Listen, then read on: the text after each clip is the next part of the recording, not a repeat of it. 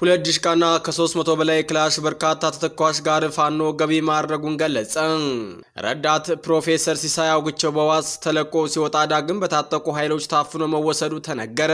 የተባበሩት መንግስታት ኢትዮጵያን ጨምሮ በርካታ የአፍሪካ ሀገራት ላይ ማዕቀብ መጣላቸው ተነግሯል።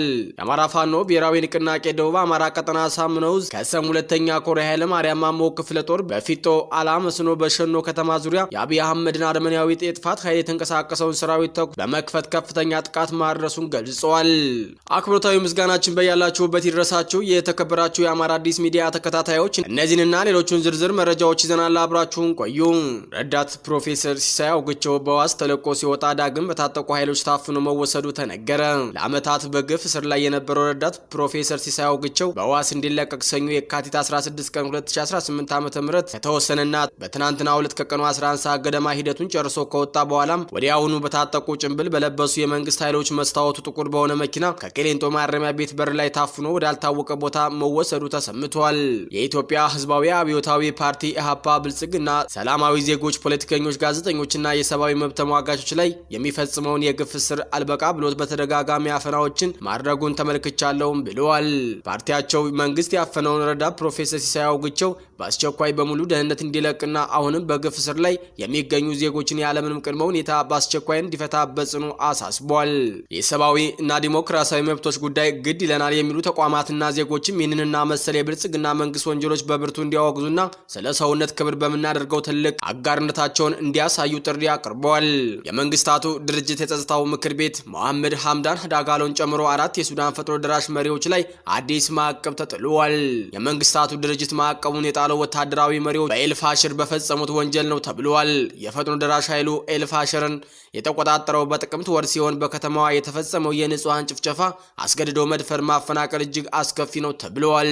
ጀነራል ዳጋሎ ማዕቀብ ሲጣልባቸው ይህ ለአራተኛ ጊዜ ነው። ከዚህ ቀደም አሜሪካ፣ ዩናይትድ ኪንግደም እንዲሁም የአውሮፓ ህብረት ማዕቀብ መጣላቸው የሚታወስ ነው። በዳጋሎ የሚመራው ኃይል በብልጽግና በቤሻንጉል ጉሙዝ ነጻ መሬት ተሰጥቶት እየሰለጠነ የሚገኝ ሲሆን በኢትዮጵያና በሱዳን ድንበር ላይ እየተዋጋ ይገኛል ነው የተባለው። ይህንን ኃይል የሚያስታጥቁና ድጋፍ የሚያደርጉ መንግስታት ላይም ማዕቀብ የሚጣልበት እድል ሰፊ ነው የተባለ ሲሆን ኢትዮጵያና የተባበሩት አረብ ኤሚሬትስ ከዚህ አሸባሪ ጃንጃዊ ሚሊሻ ጋር የጠበቀ ግንኙነት ካላቸው ሀገራት ቀዳሚ ሲሆኑ ቡድኑ በሚፈጽመው የንጹሃን ጭፍጨፋ ስማቸው አብሮ እየተነሳ ይገኛል ነው የተባለው። የመይሰው ካሳ ሁለተኛ ኮር አለፋ ወረዳን በተቆጣጠረበት የውጊያ ግንባር አመርቂ ሁለንተናዊ ድል መመዝገቡ ተረጋገጠ። በሁለተኛ ኮር ሰብሳቢ አርበኛ ማንዴላ እያዩ፣ አርበኛ ባባይ አምባዬ፣ አርበኛ በሊሁን ጌታቸው፣ አርበኛ ጌታቸው አማረ በበላይ እዝ የሁለተኛ ኮር አስተባባሪና ሌሎች አመራሮች የተመራው የሻውራ ወታደራዊ ዘመቻ በድል ተቋጭቷል። ይህ አውደ ውጊያ የኮርና የክፍለ ጦር አመራሮች ከብርጌድና የሻለቃ መሪዎች ጋር በመተሳሰር ዋራ ኦሜርላ ክፍለ ጦር፣ ካራማራ ክፍለ ጦር፣ አድዋ ክፍለ ጦር ፊት አውራሪ ገበየው ክፍለ ጦር ካላቸው ኃይል በማውጣጣት የካቲት 15 2018 7 ሰዓት ተኩል የጀመረው አውደ ውጊያ ያገዛዙን አሸርጋጅ አድማ በታኝ ሚሊሻ ፖሊስ እና የስርዓቱን አሸርጋጅ ባንዳዎችን በማስወገድና በመማረክ ከ7 በላይ ከተማ ውስጥ የተሰሩ የቆሙ ምሽጎችን በመሰባበር ሻውራ ከተማን በቁጥጥር ስር ማዋል ተችሏል። አብይ አህመድ የሚተማመንበትና በሚዲያውም እንደ ማስፈራሪያ የሚጠቀምበትን የድሮን ጥቃት ለማድረስ የሚችለውን ኃይል ሙከራ ቢያደርግም ክንደ ነበልባሎቹን የመይሰው ካሳ ልጆችን የሚያቆማቸው ግን አልነበረም። እንዲሁም ይህ አውደ ውጊያ የተሳካ እንዲሆን አፋብን ጎንደር ጠቅላይ ግዛት ህዝብ በበጌ ምድር ክፍለ ጦር ጣና ብርጌድ ወደ ቀጠናው ተጨማሪ የጠላት ሰራዊት እንዳይንቀሳቀስ መስመር ቆርጠው በመዝጋት ለውጊያ ድጋፍ በተጠንቀቅ አቁመዋል።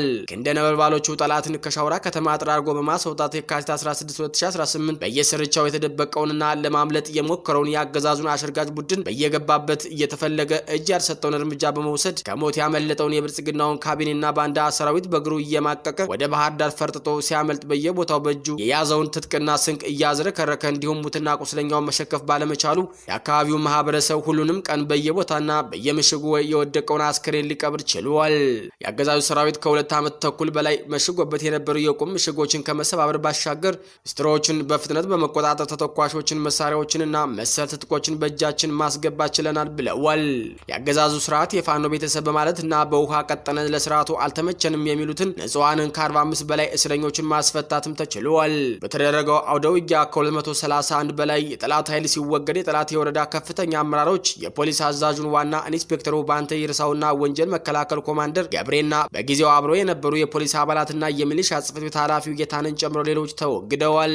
በተደረገው አውደ ውጊያ ከ53 በላይ ሲማረክ ከ67 በላይ ሲቆስል በአውደ ውጊያው 2 ዲሽቃ 2 ብሬን 259 ክላሽኮቭ 22 አብራራው 28 10 ጎራሽ ጠበንጃ 1 ስታር ሽጉጥና 31000 የክላሽ ተተኳሽ እንዲሁም 9000 የብሬን ተተኳሽ 21000 የዲሽቃ ተተኳሽና ከ700 በላይ የክላሽ ካዘና ተማርኳል።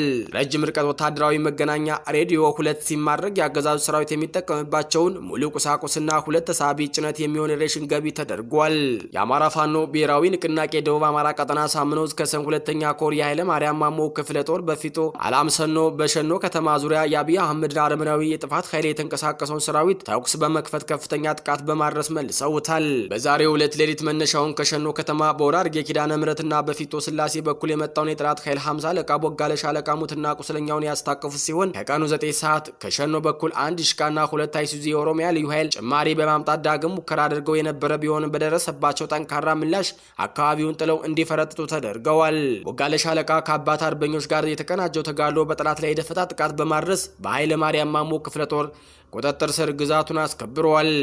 በጠላት ላይ የደረሰ ጉዳት ከዚህ በፊት ፋኖ የነበረ ከድቶ ወደ ብልጽግና የገባ አለማየሁ ግርማ የሚባል ባንዳን ጨምሮ በአጠቃላይ 3 የሞተ ሲሆን 4 የኦሮሚያ ልዩ ኃይል ከባድ ቁስለኛ ሆነው ተመልሰዋል።